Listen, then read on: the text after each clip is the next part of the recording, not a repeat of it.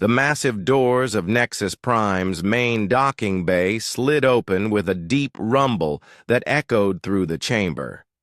Ships of every shape and size filled the enormous space, their hulls gleaming under the bright artificial lights. Some looked like giant insects with thin wings. Others resembled floating crystals that caught the light in strange ways.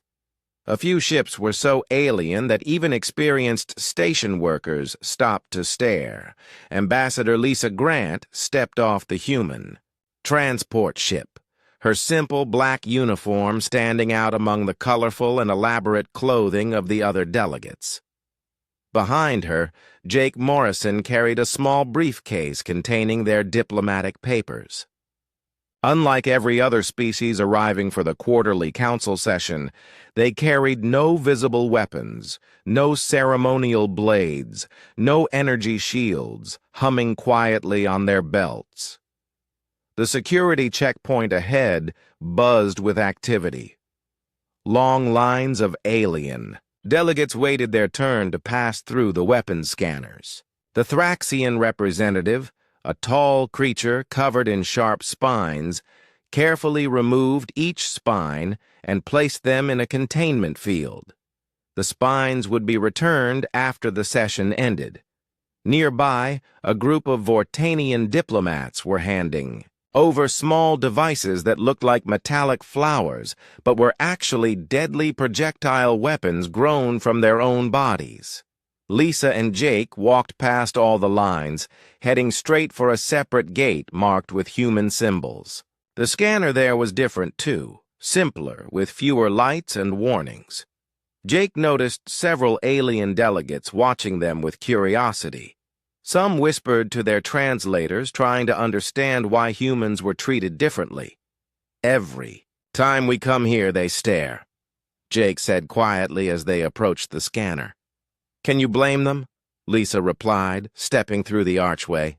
No alarm sounded. No weapons were detected because none were present. If I saw a species getting special treatment, I would be curious too. The security officer at their gate was a Meridian, one of the oldest species in the galaxy. His skin had a blue-green tint, and his eyes were large and knowing.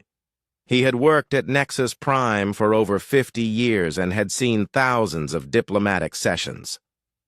"Welcome back, Ambassador Grant," the officer said, his voice carrying the musical tone that all Meridians had when they spoke. "How was your journey?" "Peaceful, thank you, Officer Kethvar," Lisa answered with a small smile. "How are the preparations for today's session?" "Everything is ready, though I should warn you, there is a new species joining the council today. The Zephyrians. Their young diplomat has been asking many questions about protocols." Kethvar's expression showed slight concern. He seems particularly interested in why humans have different security procedures. Jake shifted the briefcase to his other hand. "Should we be worried?" "Probably not," Kethvar said, but his tone suggested otherwise. Young diplomats often question old rules. It is natural.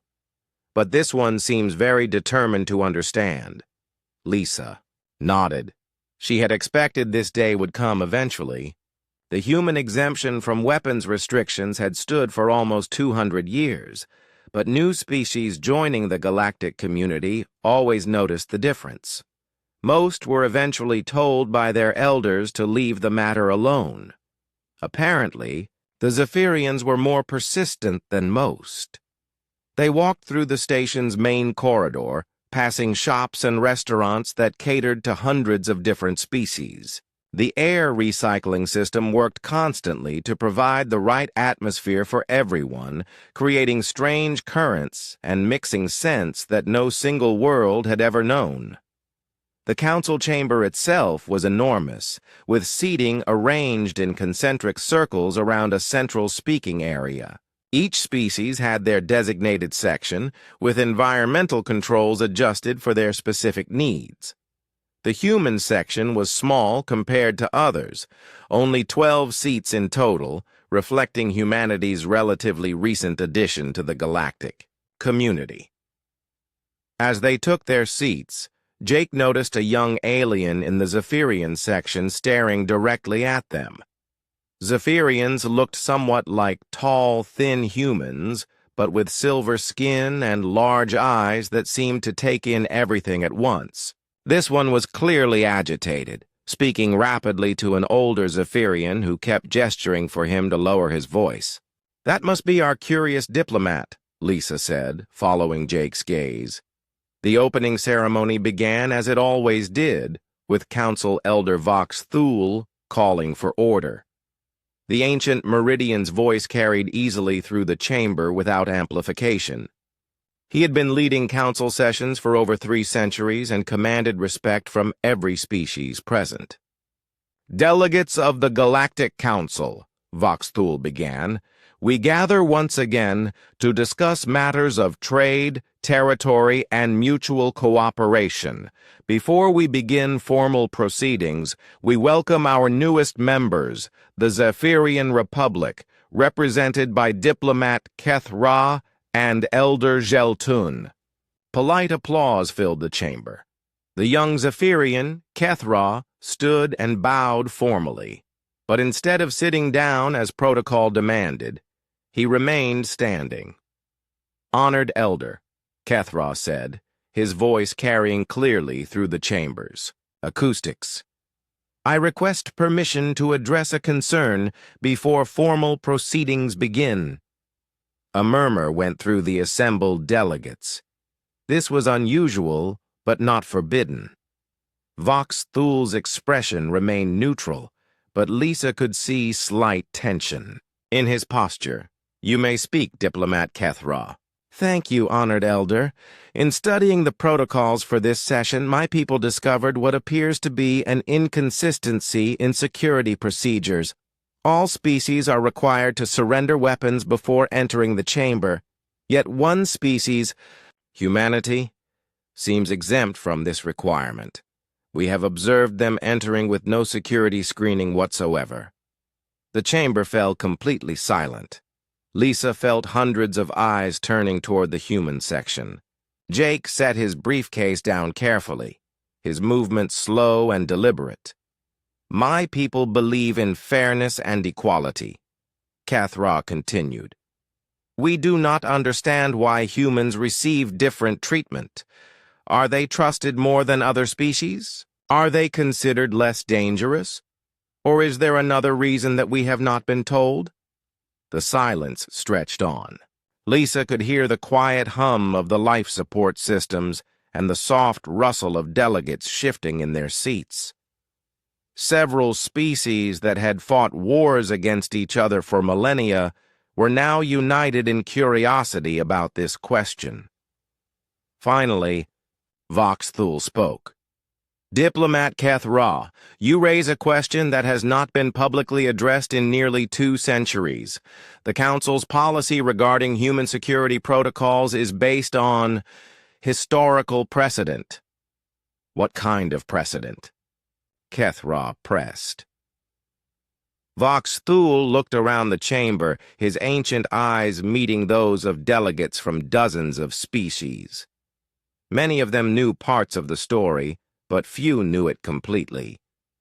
The elder's shoulders seemed to carry a heavy weight as he made his decision.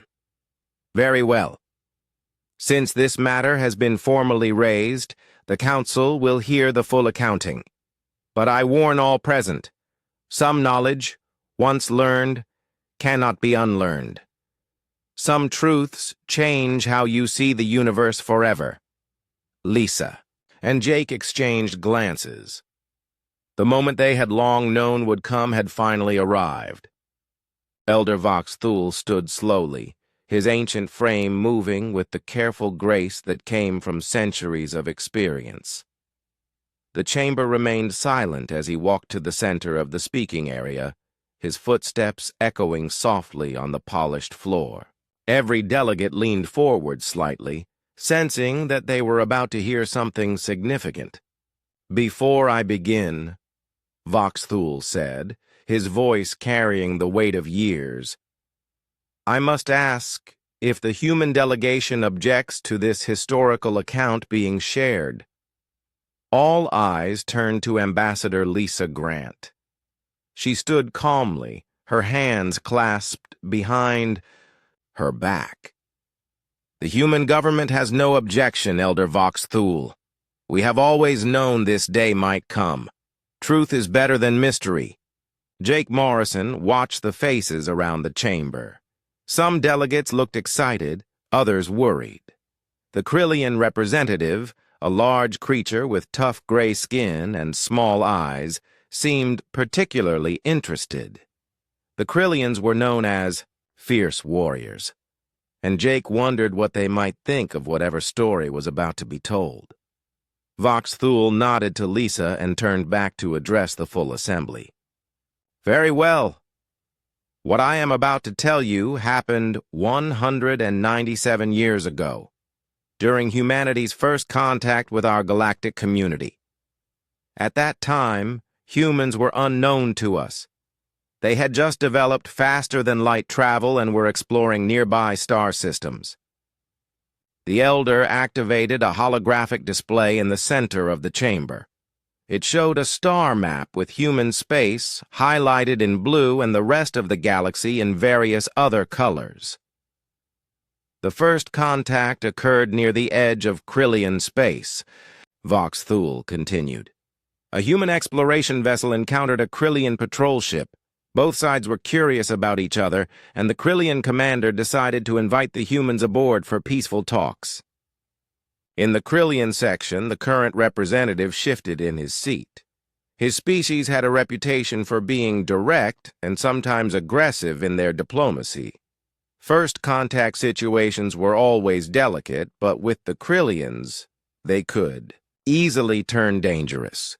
The human ship was called New Horizon, Vox Thule said. Its captain was Roy Baker, and he brought 3 other humans with him for the meeting. A negotiator named Amy White, a security officer named Ben Clark, and a translator named Chris Hall. Kethra listened carefully, trying to understand why this story was important.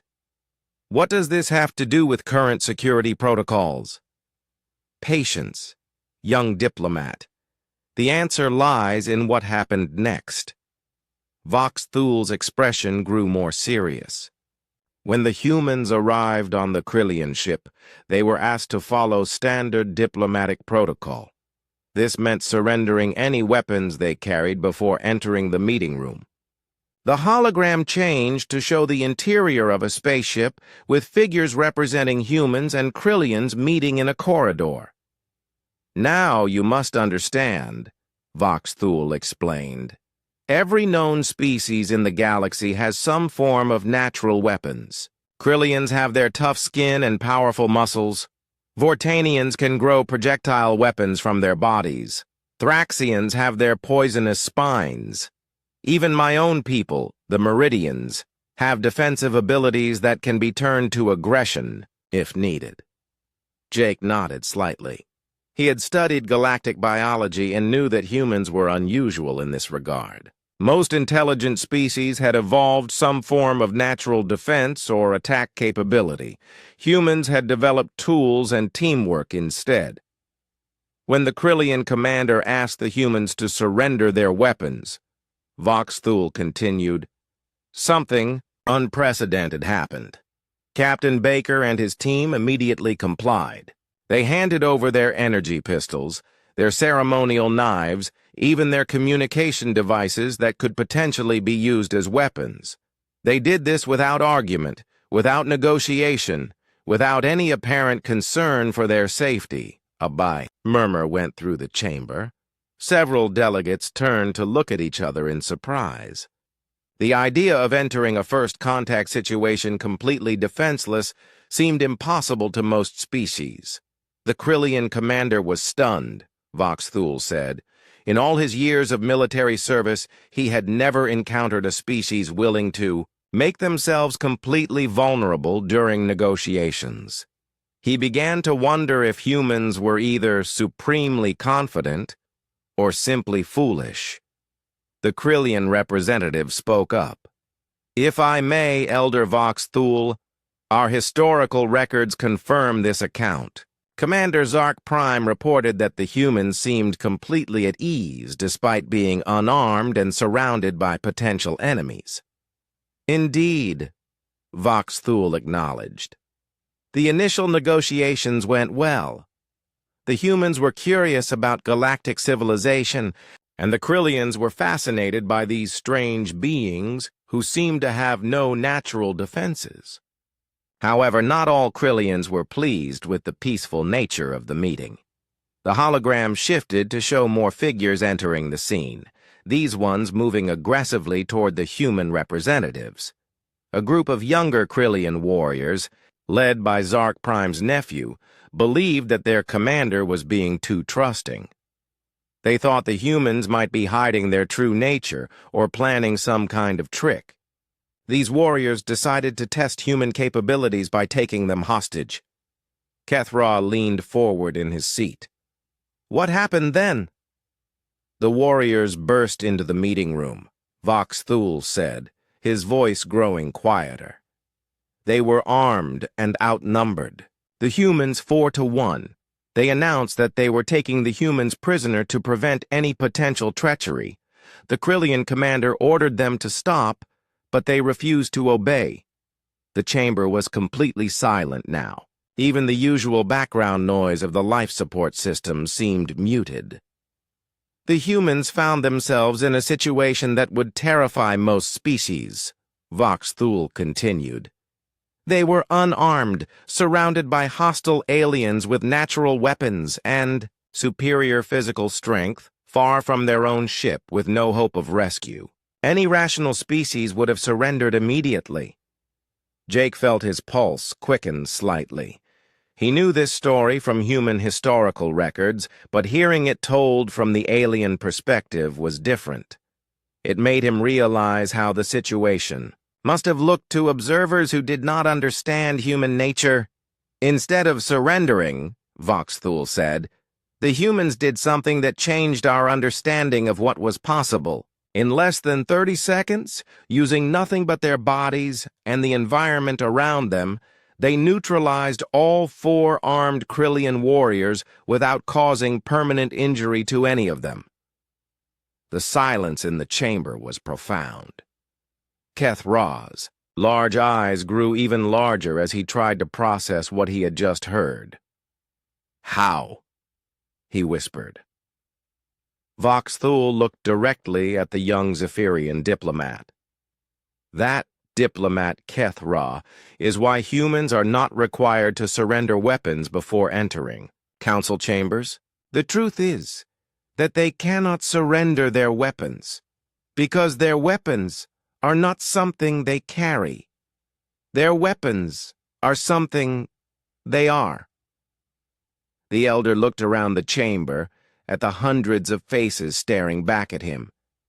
"The incident with the Krillians was our first glimpse into human nature. It would not be our last.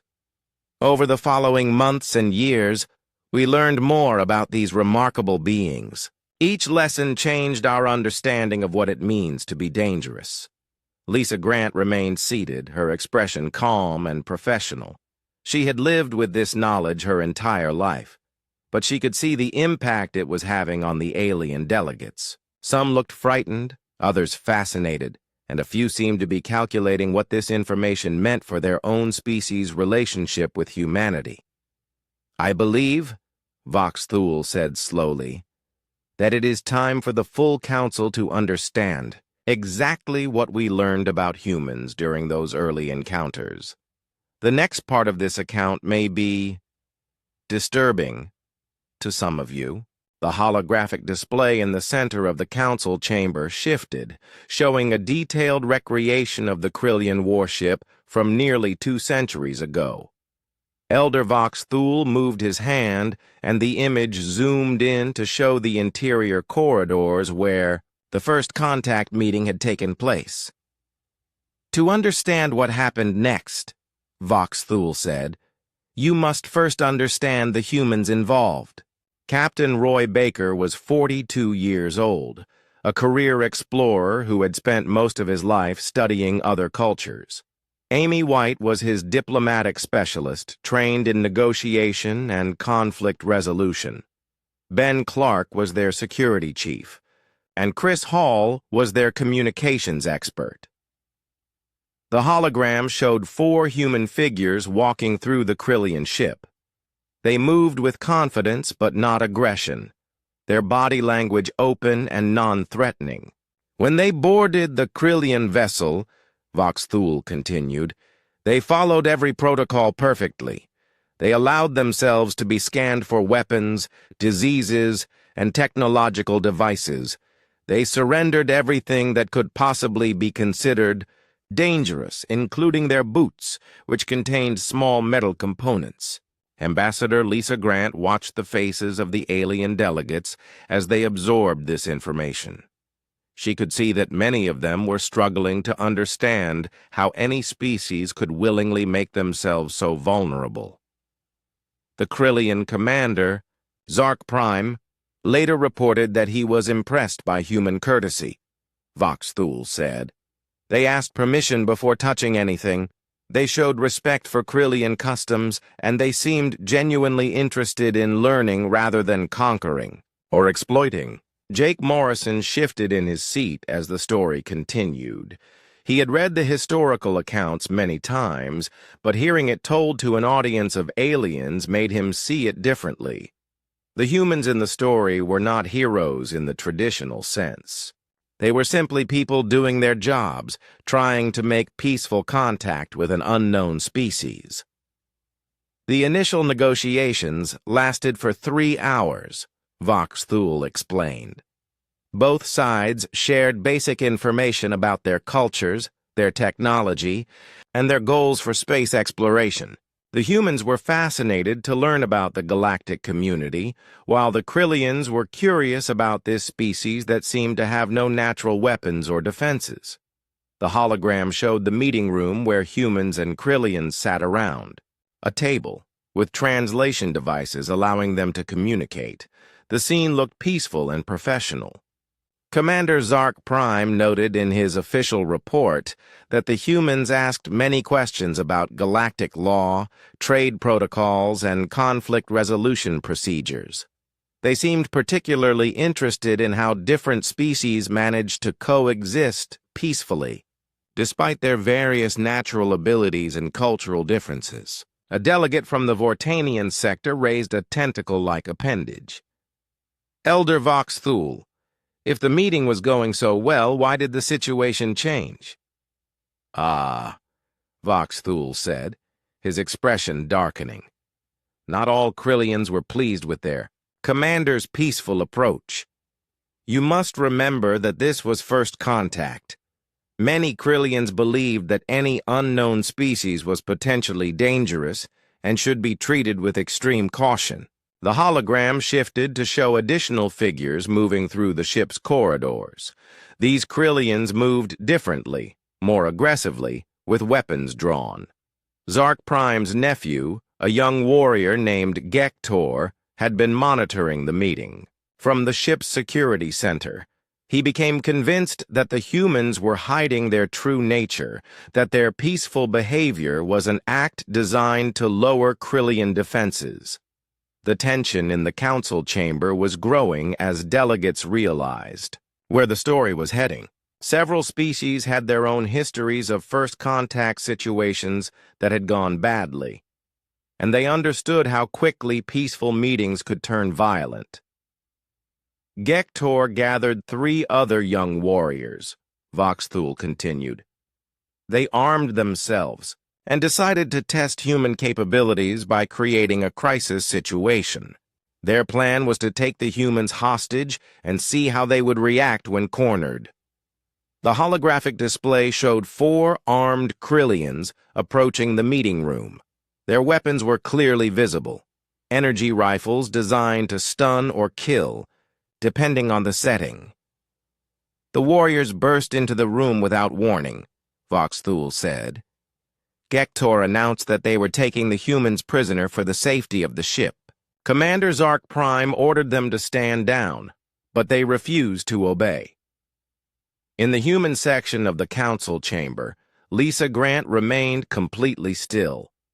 She knew what was coming next, and she could see that many of the alien delegates were becoming nervous. Some species were naturally anxious around conflict, while others were simply curious about how the situation had been resolved. The humans found themselves facing 4 armed opponents, Vox Thule continued. The Krillians were larger, stronger, and had natural armor-like skin that could stop most physical attacks. They carried weapons that could disable or kill with a single shot. The humans had nothing but the clothes they wore. The hologram zoomed in on the humans' faces. Even in this recreation, their expressions showed calm assessment rather than panic or fear. Captain Baker spoke first, Vox Thule said. His exact words, according to the translation records, were, "We understand your concerns about our intentions. We are willing to discuss any precautions you feel are necessary." He then took a step forward, placing himself between his team and the armed Krillians. A murmur went through the chamber. Many delegates recognized this as either a brave gesture or a foolish one, depending on their perspective. Amy White, the human negotiator, addressed Commander Zark Prime directly, Vox Thule continued. She said, "Commander, we respect your authority on this ship. How would you like us to proceed?" Meanwhile, Ben Clark and Chris Hall moved slightly, positioning themselves near what appeared to be random furniture in the room. The hologram showed the subtle movements of the humans. To most observers, they seemed to be simply shifting nervously, but Vox Thule highlighted their positions with colored markers, and a pattern emerged. What happened next took place in less than 30 seconds, Vox Thule said.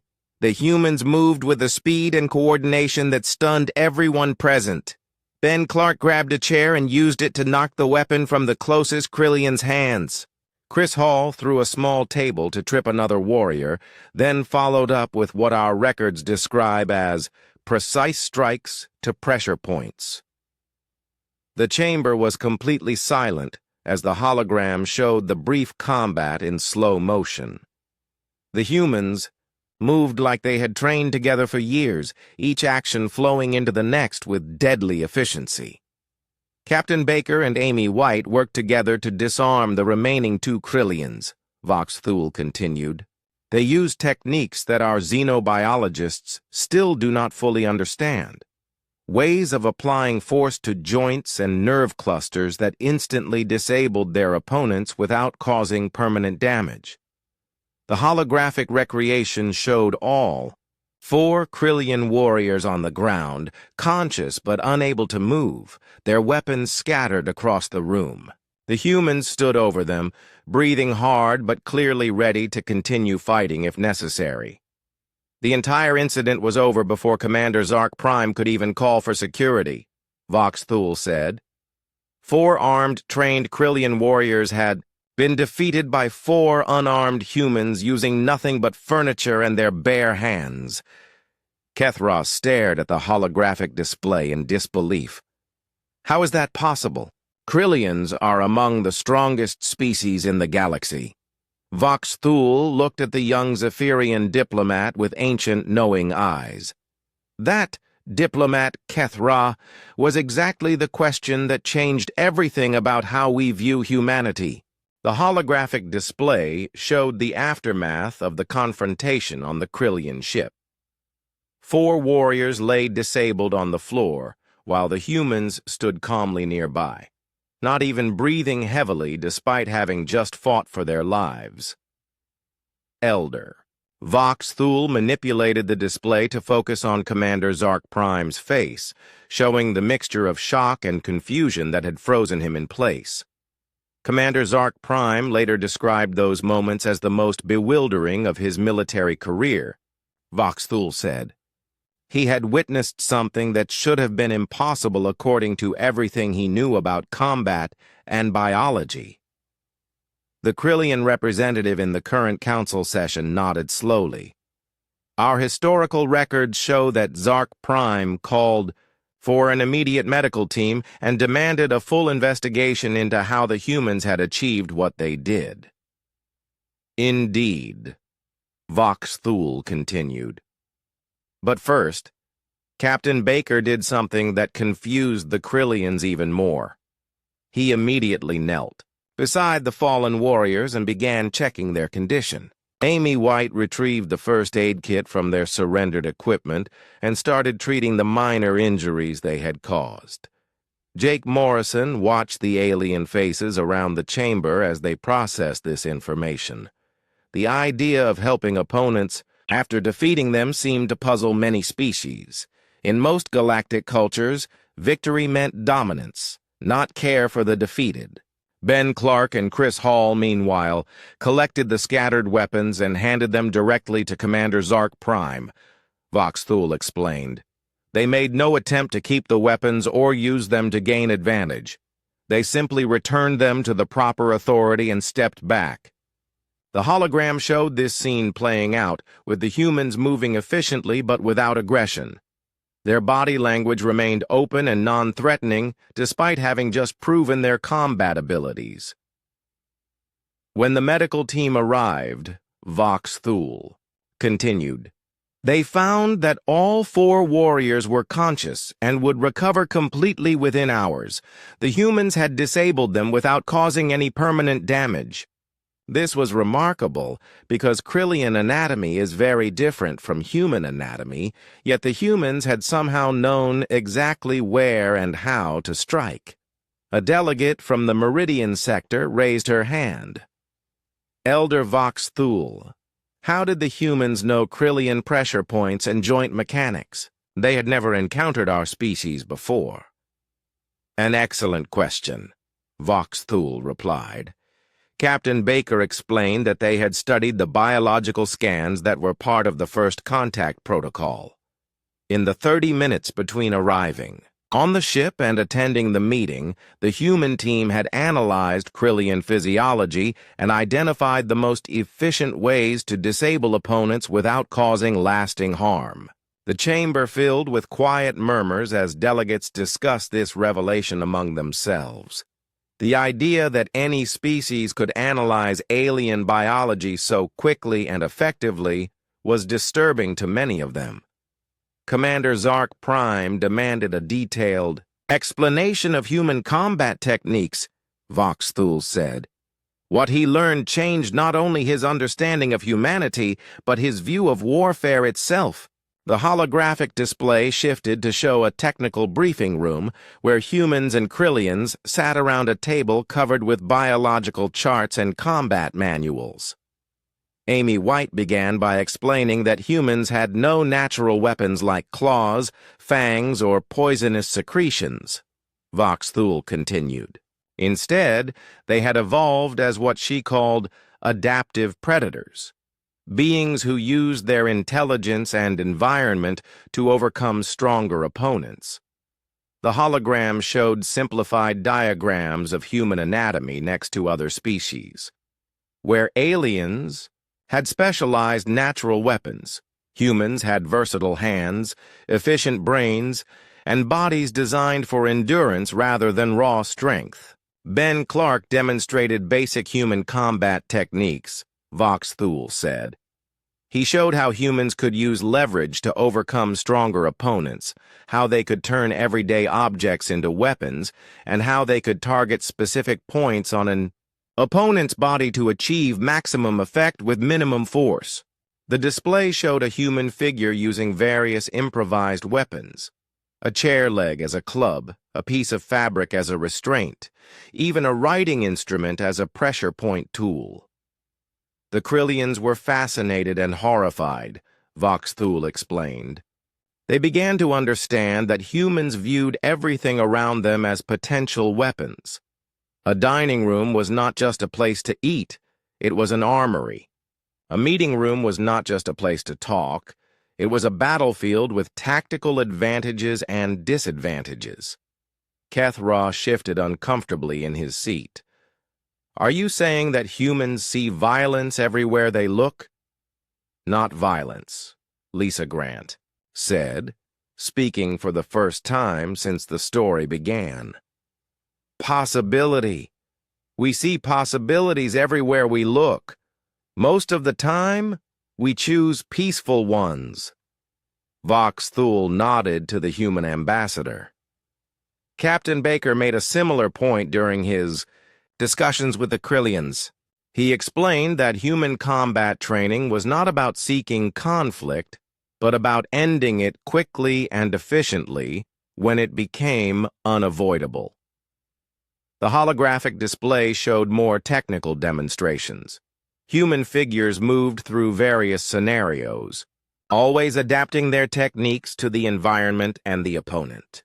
Chris Hall provided the most disturbing revelation, Vox Thule continued.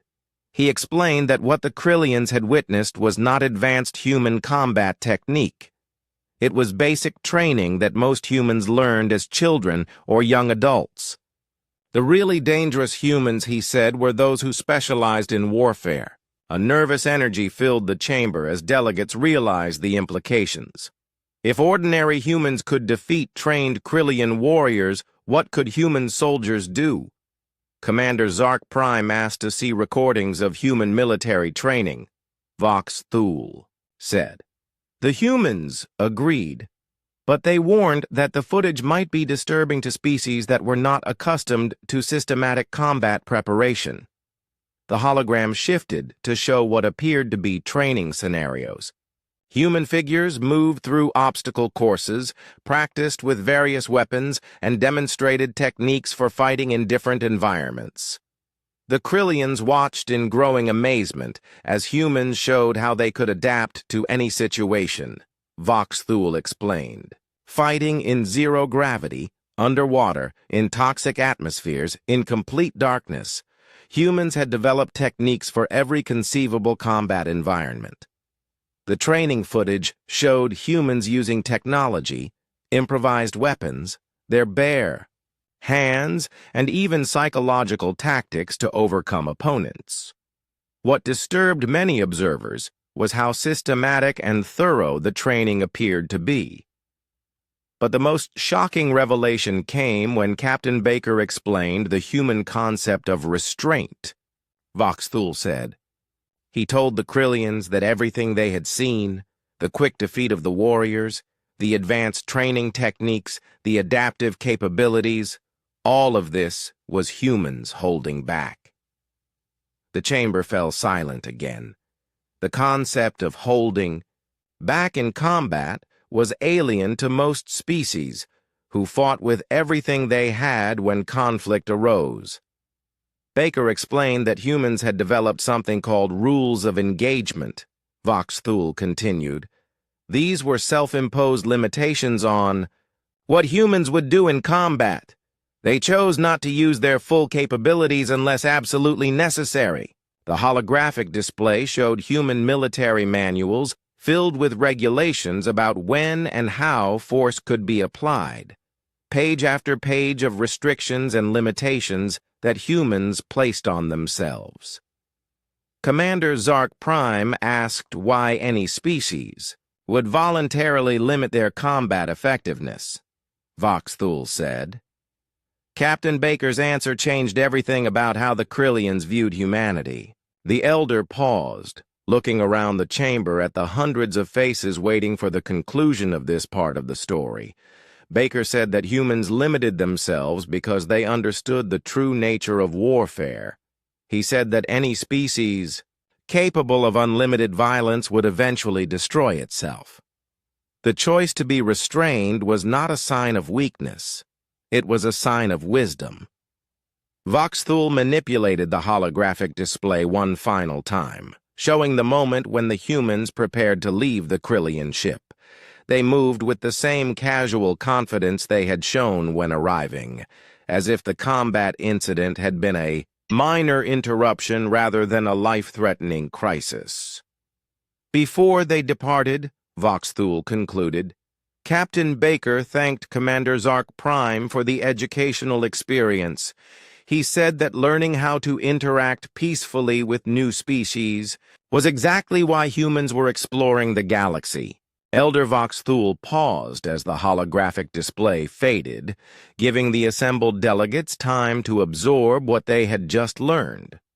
The silence in the chamber was heavy with tension and curiosity. Finally, he continued the account. Word of the incident with the Krillian spread quickly through galactic communication networks, Voxthul said. Within weeks, every major species had heard some version of the story. Most dismissed it as exaggeration or propaganda. They could not believe that any species could be so naturally dangerous while appearing so peaceful.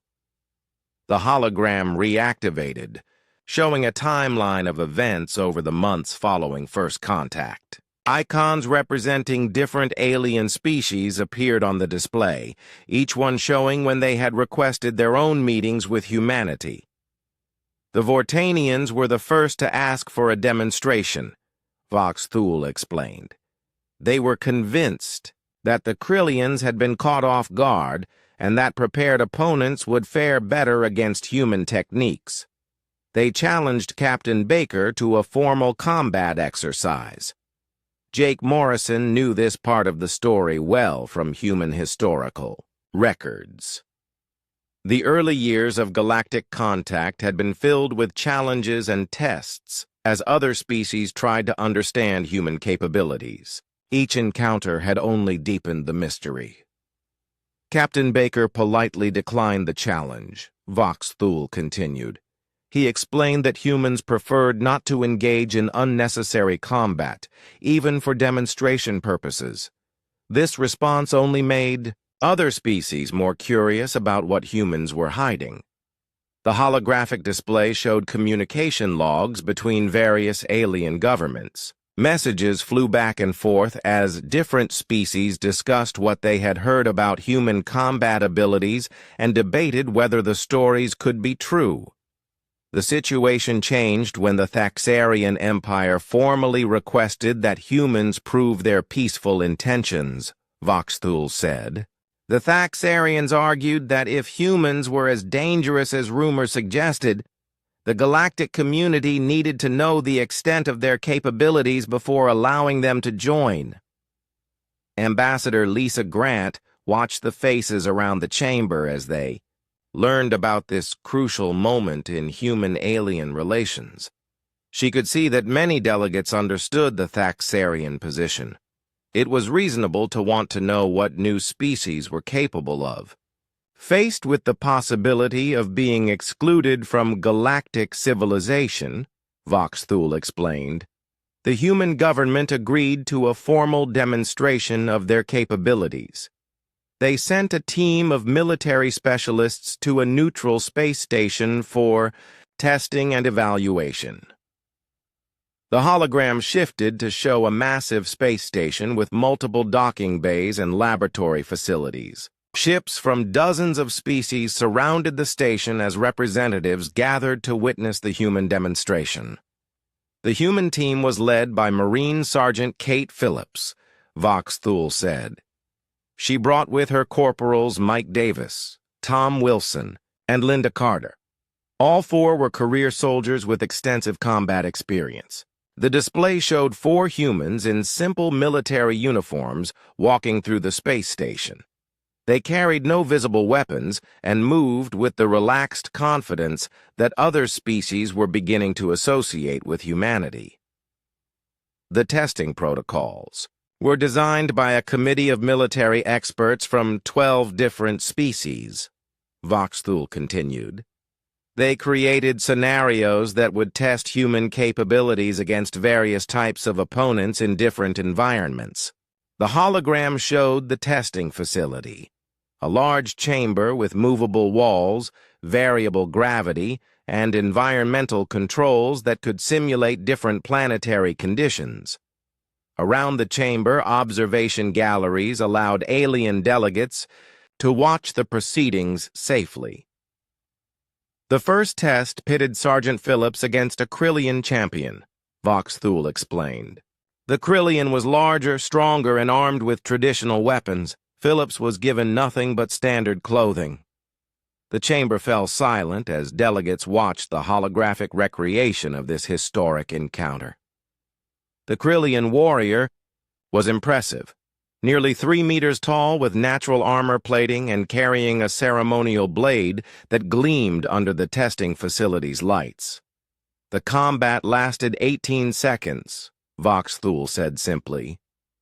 A murmur went through the chamber. 18 seconds seemed impossibly short for a fight between trained warriors. Phillips used the environment to her advantage, Vox Thule explained, as the hologram showed the brief combat in slow motion.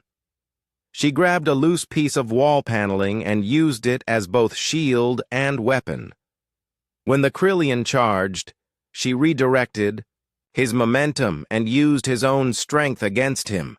The display showed Phillips moving with fluid grace, each action flowing naturally into the next. She avoided the Krillian's blade, trapped his weapon arm, and delivered a precise strike that disabled him without causing serious injury. The observing delegates were stunned, Vox Thule continued. They had expected a longer fight, perhaps with the human using superior technology or revealing hidden weapons. Instead, they had watched a human turn an empty room into a battlefield and use the opponent's own advantages against him. The holographic display moved to the second test. This time, Corporal Davis faced 2 Vortanian warriors simultaneously. The Vortanians were known for their speed and coordination, often fighting in pairs that moved like a single organism. This combat lasted 23 seconds, Vox Thule said. Davis used what human military manuals call divide-and-conquer tactics. He forced the Vortanians to interfere with each other's movements and defeated them one at a time. The recreation, showed Davis moving between his opponents, using their teamwork against them. When one Vortanian attacked, Davis positioned himself so that the other warrior had to hesitate to avoid hitting his partner. In those brief moments of hesitation, Davis struck.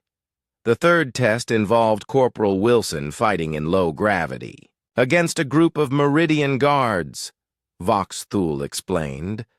The guards were experienced in zero-G combat and had energy weapons set to stun.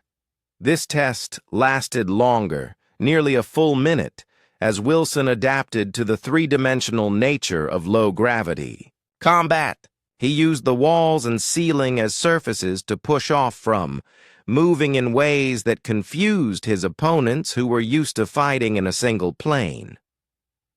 The fourth test was the most disturbing, Vox Thule said, his voice growing quieter. Corporal, Carter was placed in a completely dark room with 6 opponents from different species. She had no weapons and no way to see her enemies. The hologram showed only darkness, with small indicators showing where Carter and her opponents were located. The human moved through the space, like she could see perfectly, while the alien warriors stumbled and confused each other. Carter won, by using sound, air currents, and even smell to track her opponents, Vox Thule explained. She turned their own movements against them and used the darkness that was supposed to handicap her as a weapon. The final test showed all 4 humans working together against a mixed team of 12 alien warriors in a complex environment with multiple levels and obstacles. The humans moved like they shared a single mind, communicating without words and adapting their tactics instantly as the situation changed. That demonstration lasted 4 minutes and 37 seconds, Vox Thule said. At the end, 12 trained alien warriors lay disabled while the 4 humans stood ready to continue fighting if necessary. Keth Ra stared at the holographic display in disbelief. How is any of this possible? These humans had no special equipment, no superior technology, no natural weapons. That was exactly the question the observing delegates asked, Vox Thule replied. The answer came from an unexpected source, Dr. Paul Evans, a human scientist who had been observing the tests. The hologram shifted to show a middle-aged human, in a simple laboratory coat standing before an assembly of alien scientists and military officials. His expression was serious as he prepared to explain something that would change their understanding of intelligence and warfare. Dr. Evans told the assembled experts that they had been asking the wrong questions, Vox Thule said. They wanted to know what weapons humans used when they should have been asking what humans were. The elder looked around the chamber at the hundreds of faces staring back at him. Many delegates looked disturbed by what they had learned, while others seemed to be calculating the implications for their own species. According to Dr. Evans, Vox Thule concluded, humans were not a species that used weapons. Humans were a species that had evolved to become weapons themselves. The holographic display shifted to show Dr. Paul Evans standing before the assembled alien scientists. His appearance was unremarkable. Average height, graying hair, wearing simple civilian clothes. Yet the aliens in the testing facility treated him with the same careful respect they might show a dangerous predator. Dr. Evans was a xenobiologist, Elder Vox Thule explained, someone who studied how different species evolved and adapted to their environments. The alien scientists had requested his presence because they wanted to understand the biological basis for human combat abilities. The hologram showed the lecture hall where Evans was preparing to address representatives from dozens of species. Charts and diagrams covered the walls, showing evolutionary trees and biological comparisons between different galactic civilizations. The first question came from a Vortanian researcher, Vox Thule continued. She asked Dr. Evans to explain how humans could defeat species that were physically superior in every measurable way. His answer began with a simple observation about human evolution. The display showed a primitive Earth environment, vast grasslands, where early humans hunted animals much larger and stronger than themselves. The scene looked peaceful at first, but there was something unsettling about the way the human figures moved across the landscape. Dr. Evans explained that humans evolved as persistence hunters, Vox Thule said. Unlike other predators that relied on speed, strength, or natural weapons, humans developed the ability to chase their prey until it collapsed from exhaustion. The holographic recreation showed this ancient hunting technique in action. Small groups of humans followed large animals across enormous distances, never giving them time to rest or recover. What looked like a slow, methodical process was actually one of the most terrifying forms of predation ever to evolve. The prey animals were faster and stronger, Vox Thule explained, but humans had something more dangerous, the ability to think, plan, and adapt while maintaining pursuit. They could predict where their prey would go, cut off escape routes, and coordinate their efforts over vast distances and long periods of time. Ambassador Lisa Grant watched the alien faces around the chamber as they absorbed this information. She could see the moment when many of them began to understand the implications. The humans in the demonstration had not been using advanced techniques. They had been displaying fundamental aspects of their nature. A Thaxarian military expert asked about human tool use, Vox Thule continued. Dr. Evans explained that humans had evolved opposable thumbs and the intelligence to create and use tools, but more importantly, they had developed the ability to see tools everywhere. The hologram shifted to show human ancestors crafting weapons from stones, sticks, and bones. But then it expanded to show modern humans in various environments, always finding ways to create advantages from whatever materials were available. Dr. Evans demonstrated this concept, Vox Thule said, by asking the alien observers to look around the lecture hall and identify potential weapons. Most species saw desks, chairs, and recording equipment. Dr. Evans pointed out over 50 different items that humans could use as weapons, shields, or tools. The display highlighted objects throughout the room: a writing stylus that could be a stabbing weapon, a chair leg that could be a club, fabric that could be used for restraints or distractions. Even the lighting system could be turned into a tactical advantage by someone who understood how to use shadows and brightness. The most disturbing part of the demonstration, Vox Thule explained, was when Dr. Evans asked the aliens to consider their own bodies as potential weapons. Most species could identify one or two natural weapons they possessed. Dr. Evans identified over 30 different ways humans could use their bodies to disable or kill opponents. A nervous energy filled the chamber as delegates unconsciously shifted away from the human section. The idea that any creature could turn its entire body into a weapon was deeply unsettling to species that relied on specialized natural defenses. A Meridian physicist asked about the speed of human adaptation, Vox Thule continued. How could humans analyze alien biology and develop effective combat techniques so quickly? Dr. Evans explained that this was the most dangerous aspect of human nature. The hologram showed human brain scans alongside those of other species. The differences were subtle but significant. Areas of the human brain that were larger, more connected, or more active than in other intelligent species. Humans, Dr. Evans explained, had evolved brains that were constantly analyzing threats and opportunities, Vox Thule said. Every human was unconsciously studying their environment, identifying potential weapons, escape routes, defensive positions, and weak points in anyone around them. The recreation showed this process in action. Humans moving through various environments while their brains highlighted tactical information, exits, cover positions, improvised weapons, pressure points on alien anatomy. All of this information was processed automatically and continuously.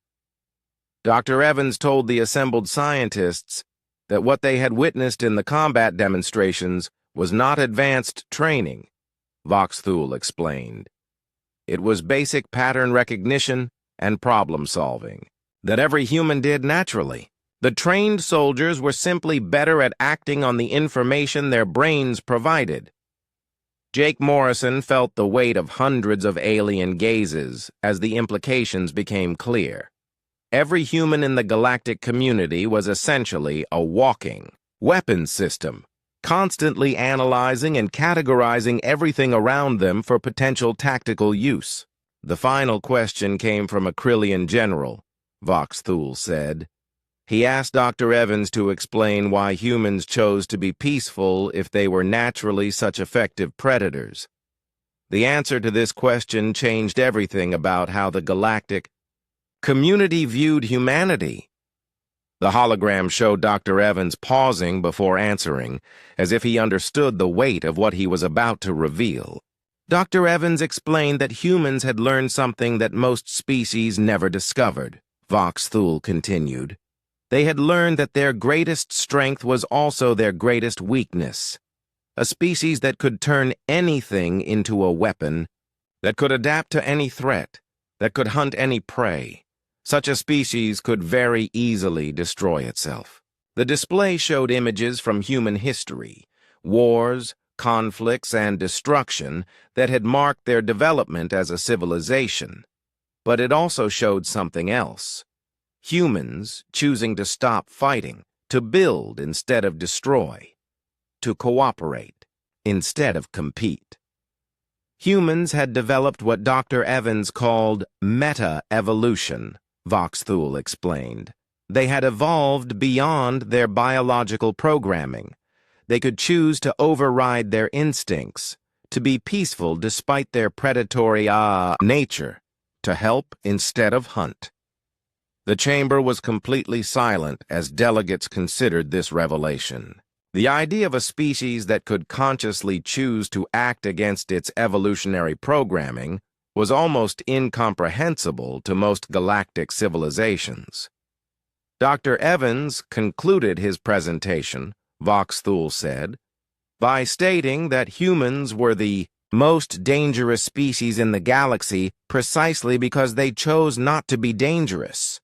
Their restraint was not a sign of weakness. It was the ultimate expression of strength. The holographic display showed the aftermath of the presentation. Alien scientists and military officials in heated discussions, trying to process what they had learned about humanity. Some looked frightened, others fascinated, and a few seemed to be reconsidering everything they thought they knew about intelligence and civilization. The formal report from this demonstration, Vox Thule concluded, led to the most significant debate in Galactic Council history. The question was not whether humans should be allowed to join our community, but whether the rest of us were safe with them in it. Elder Vox Thule looked around the chamber one final time before continuing. That debate and its resolution brings us to the final part of this account, the decision that established the protocols we follow today. The holographic display showed the Galactic Council chamber as it had appeared nearly 200 years ago, filled with representatives from every known intelligent species. The debate had been raging for 3 months since Dr. Evans's presentation, and the tension in the ancient chamber was visible even in the historical recreation. The formal debate period lasted longer than any in Council history, Elder Vox Thule explained.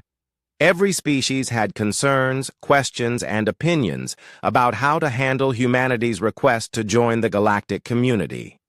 The hologram focused on different sections of the chamber as Vox Thule described the various positions that had emerged during the debate. The Thaxarian Empire led one faction, he said. They argued that humans were too dangerous to be allowed into galactic civilization. Their representative, Minister Gralvek, claimed that a species capable of such violence would eventually turn on its allies. The display showed a tall, imposing figure with crystalline skin addressing the council. His words, translated into hundreds of languages simultaneously, carried the weight of genuine fear. Minister Gralvek presented evidence from human history, Vox Thule continued. Wars, genocides, and conflicts that spanned millennia. He argued that humans had only recently stopped fighting among themselves and could not be trusted to maintain peace with alien species. Ambassador Lisa Grant listened to this account of her species' past with mixed emotions.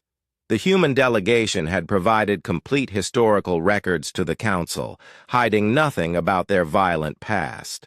It had been a calculated risk, honesty that could either build trust or confirm fears.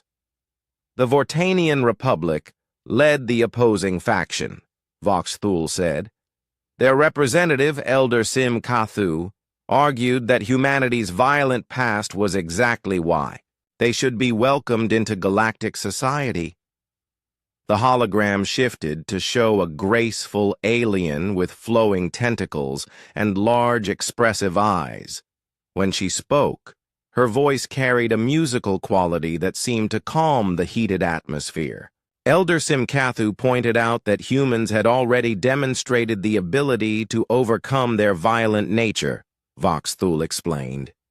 She argued that a species that could evolve beyond its biological programming was exactly what the galaxy needed.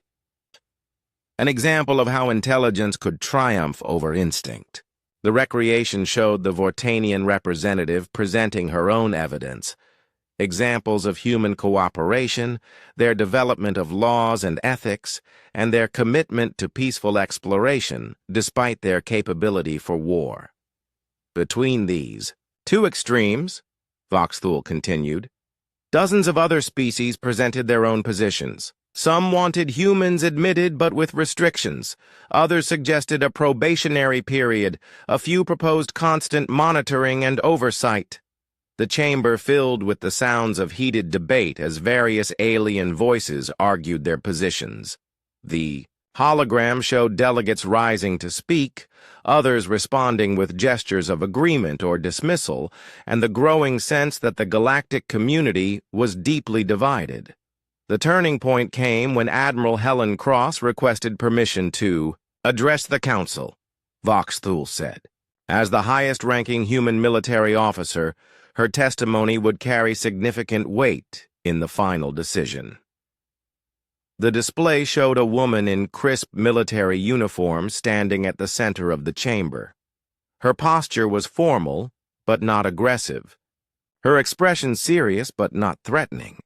When she spoke, her voice carried the authority of someone accustomed to command.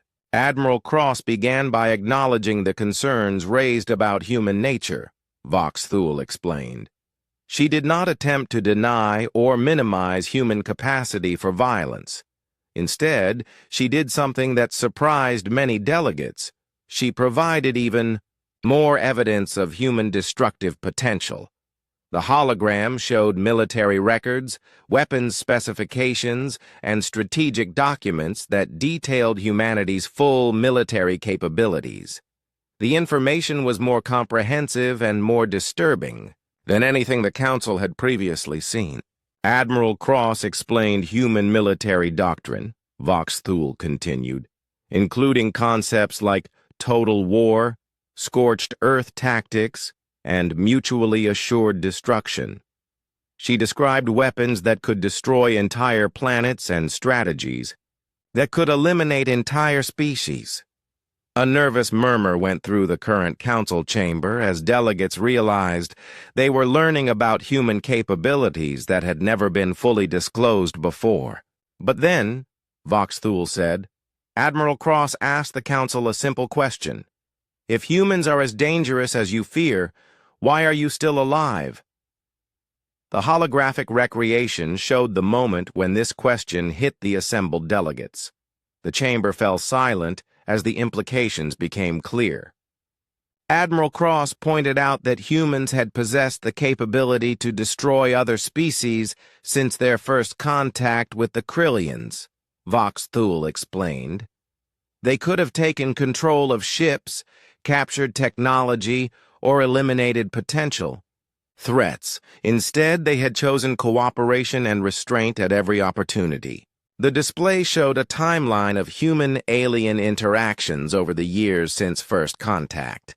Every encounter had been peaceful, every conflict had been resolved through diplomacy, and every demonstration of force had been minimal and defensive. The Admiral then presented something that shocked even the human delegation, Vox Thule said. She revealed that human military strategists had already developed theoretical plans for fighting every known galactic species. Jake Morrison shifted uncomfortably as he realized where this was heading. The revelation of human strategic planning was one of the most controversial moments in diplomatic history. These plans were not aggressive in nature, Vox Thule quickly clarified. They were defensive contingencies, detailed analyses of how humans would protect themselves if any other species turned hostile. But their existence proved that humans were constantly thinking about potential conflicts, even while working for peace. The hologram showed excerpts from these strategic documents, detailed assessments of alien weaknesses, optimal tactics for different environments, and resource requirements for various scenarios. It was the kind of thorough military planning that most species found disturbing. Admiral Cross concluded her testimony, Vox Thule said, by stating that the existence of these plans proved human commitment to peace, not their desire for war. She explained that humans prepared for conflicts they hoped would never happen, precisely because they understood the consequences of being unprepared. The recreation showed Admiral Cross returning to her seat while the council chamber buzzed with discussion. Delegates huddled in groups, frantically discussing what they had learned and what it meant for their decision. The formal vote was scheduled for the following day, Vox Thule explained. But that night something unprecedented happened. Representatives from over 40 species requested private meetings with the human delegation. The hologram showed these meetings taking place in small conference rooms throughout the station. Human diplomats sat with alien representatives, answering questions and addressing concerns in intimate settings where fear and curiosity could be expressed more freely. The next morning, Vox Thule said, the council reconvened for the final vote. 3 options were presented: full membership for humanity, conditional membership with restrictions, or rejection of their application. The chamber fell silent as the historical moment played out on the holographic display. Delegates from hundreds of species cast their votes while the human delegation watched from their small section. The result was unanimous, Vox Thule announced. Every single species voted for full human membership in the galactic community. A surprised murmur went through the current council chamber. Many delegates had expected a close vote or significant opposition. But, Vox Thule continued, the reasons for the unanimous vote were not what anyone expected. The vote had not been based on trust, friendship, or shared values. It had been based on a cold, practical calculation that changed everything about galactic security. The elder looked around the chamber at the faces staring back at him, preparing to reveal the final piece of the puzzle that had shaped human-alien relations for 2 centuries. The council had realized, Vox Thule said slowly, that the question was not whether humans could be trusted. The question was whether the galaxy could afford to have them as enemies. Elder Vox Thule allowed the weight of his final words to settle over the chamber before continuing. The holographic display showed the council chamber from 5 years after the historic vote, with humans now occupying their permanent seats as full members of the galactic community. The implementation of the new protocols took several years to complete, Vox Thule explained. Security Chief Dan Parker was appointed to oversee the transition and to train station personnel in the new procedures. The hologram showed a middle-aged human in security uniform standing before a mixed group of alien trainees. His manner was professional but relaxed, as if he were discussing routine maintenance rather than revolutionary changes to galactic security. Chief Parker's first task, Vox Thule continued, was to explain to security personnel why the traditional weapons screening procedures would not apply to humans. His explanation became the foundation for all subsequent security protocols. The display shifted to show a training classroom where Parker stood before a diverse group of alien security officers. Charts and diagrams covered the walls, showing different species and their various natural and technological weapons. Chief Parker began with a simple demonstration, Vox Thule said. He asked the trainees to identify all the weapons in the room. The alien officers pointed out energy scanners, containment fields, and emergency response equipment. The holographic recreation showed the security officers confidently identifying various pieces of technology designed to detect and neutralize threats. Then Chief Parker asked them to count how many weapons he was carrying. Vox Thule explained. The officers used their scanners and detected nothing.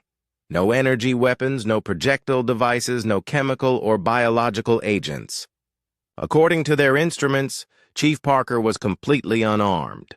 The display zoomed in on the scanning equipment, showing green lights and negative readings across all threat categories. Chief Parker then spent the next hour demonstrating how he could turn every item in the room into a weapon, Vox Thule said. The scanner itself became a projectile. The chairs became clubs and shields. Even the light fixtures could be used to create advantages or disadvantages in combat. The training simulation showed Parker moving through the room, casually picking up objects and explaining their tactical applications. His tone remained educational and non-threatening, but the implications were clear to everyone watching. "The most disturbing part of the demonstration," Voxthul continued, "came when Chief Parker asked each alien officer to approach him one at a time. Without moving from his position, he identified specific pressure points, joint vulnerabilities, and attack vectors for each species." The hologram showed Parker calmly pointing out how he could disable each alien officer using only his hands, and basic knowledge of their anatomy. The officers looked increasingly uncomfortable as they realized how thoroughly they had been analyzed. Chief Parker explained that this analysis was automatic and unconscious. Voxthul said, "Every human who entered a room immediately cataloged potential threats, weapons, escape routes, and tactical opportunities. They could not turn this ability off. It was as natural as breathing." Ambassador Lisa Grant watched the current delegates absorb this information. She could see the moment when many of them realized that she and Jake Morrison had been doing exactly this analysis since entering the chamber hours ago. The training program expanded to include all station personnel, Voxthul explained. Security, officers, diplomatic staff, and even maintenance workers needed to understand the new reality of human presence in galactic society. The display showed various training scenarios where humans interacted with aliens in different settings. Each scenario demonstrated how normal, peaceful interactions required constant awareness of human capabilities. Chief Parker developed the classification system that we still use today, Voxthul said. According to station security protocols, humans are not categorized as unarmed civilians. They are classified as Class 5 autonomous weapons platforms. A shocked silence filled the chamber as delegates processed this revelation. The idea that every human was officially classified as a weapons system was both logical and terrifying. The classification system includes 5 levels, Voxthul explained as the hologram showed a detailed chart. Level 1 covers basic tools and simple weapons. Level 2 includes advanced personal weapons and armor. Level 3 encompasses vehicle-mounted weapons and defensive systems. Level 4 covers military spacecraft and automated defense networks. The chart showed examples of each classification level, with various alien weapons and technologies organized by their potential threat level. Level 5, Voxthul continued, is reserved for weapons systems capable of adapting to any situation, analyzing and countering any threat, and operating independently without external control or oversight. Until humanity joined the galactic community, no such weapons existed. The implications hung in the air as delegates realized they were sitting in the same chamber as beings classified as the highest level of weapons system in galactic security databases. The new protocols required extensive modifications to security. Procedures, Voxthul explained. Traditional weapons screening was replaced with something entirely different for human visitors. The hologram showed the current human security checkpoint at Nexus Prime. Instead of weapons scanners, there were psychological evaluation stations and behavioral monitoring systems. Human security screening focuses on intent rather than capability, Voxthul said.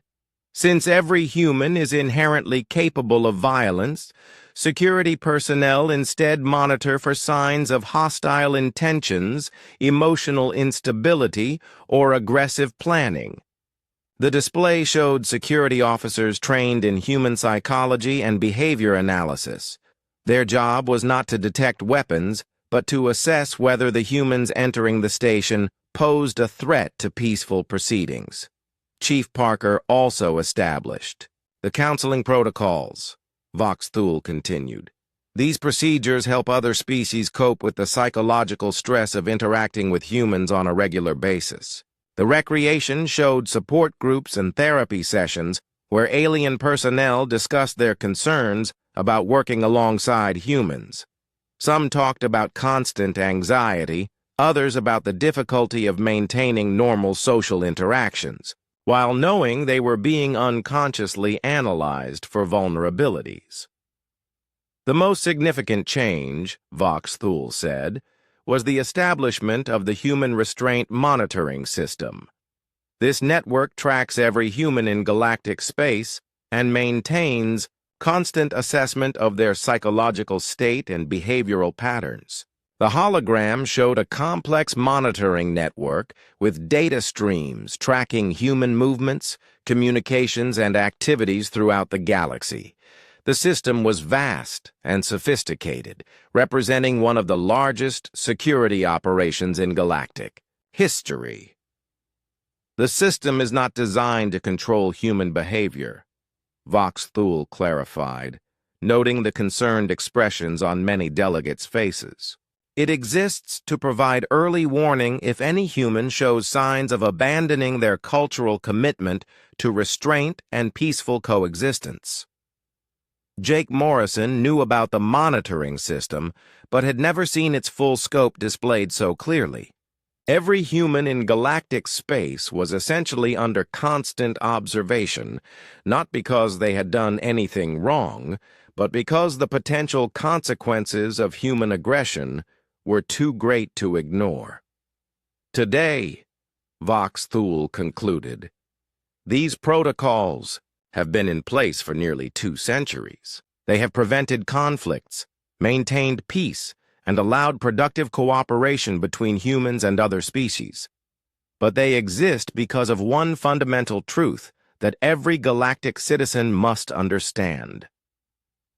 The elder looked directly at Keth Ra, the young Zephyrian diplomat who had started this entire revelation with his innocent question about security procedures. Humans are not allowed to be weaponless in council chambers, Vox Thule said slowly, because they cannot be weaponless anywhere. They are not carrying weapons. They are weapons. Every human who enters this chamber is a reminder that the most dangerous force in the galaxy has chosen to be peaceful.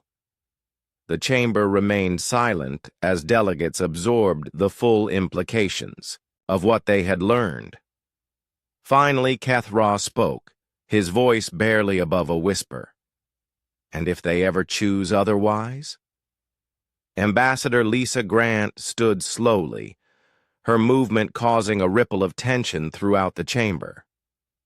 When she spoke, her voice was calm but carried an unmistakable authority. Then, she said simply, you will understand why every human is taught from childhood that our greatest weapon is not our ability to destroy, but our choice not to. We are dangerous not because we can kill, but because we choose to live. We are feared not for what we might do, but respected for what we will not do. She looked around the chamber at the hundreds of faces staring back at her. The security protocols exist to protect you from us. But more importantly, they exist to protect us from ourselves. Because a species that can turn anything into a weapon must constantly choose what kind of weapon it wants to be. Lisa sat down, and the chamber remained silent for several long moments. Finally, Elder Vox Thule spoke one last time. This concludes the historical account that diplomat Keth Ra requested. I trust that all delegates now understand why human security protocols differ from those applied to other species. Are there any further questions about these procedures? The chamber remained silent. No one had any questions. Everyone